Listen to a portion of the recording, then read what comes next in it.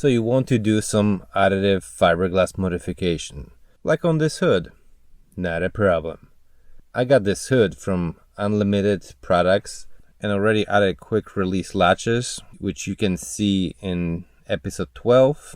I'm modifying my front lip of the hood on the Mustang because I never liked how the 67 and 68 big open mouth thing looked.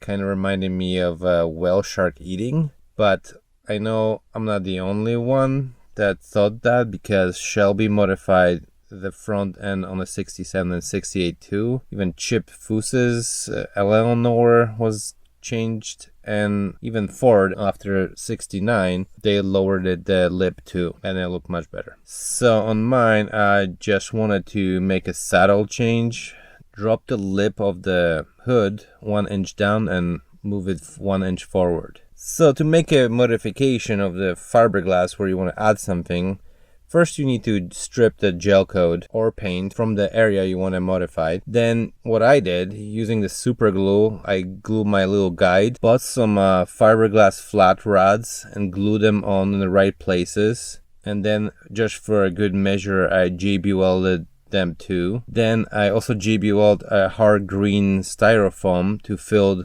up the spaces which gonna be shaped. On a side note, I know some people like the expendable foam for this kind of stuff, which would work fine too. Just a personal preference of mine that I like the green styrofoam because it's a little hard and it's really nice to sand and shape. So once I was happy with the shape, I used epoxy resin.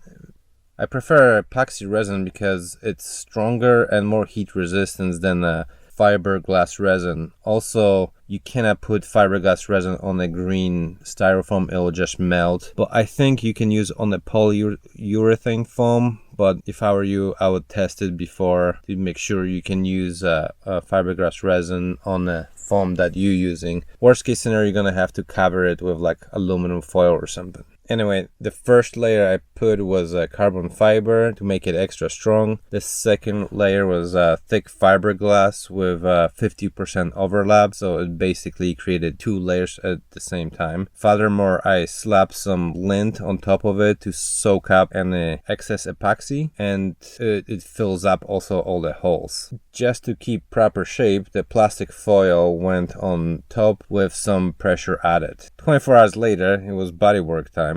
After all the body work, it was relatively smooth. The corner gaps were then taped off to shape with aluminum foil and filled with mixture of epoxy and lint. Then sand it down and matched to fender ends perfectly. Once everything looked good and smooth, I got a coat of epoxy primer and I was done. At least to me, it looks better already. Final body work will happen once all the other hood modifications are done. Next, I will be making a vent to take out the hot air from the radiator. So subscribe and see you guys later, and have an outstanding Mustang day.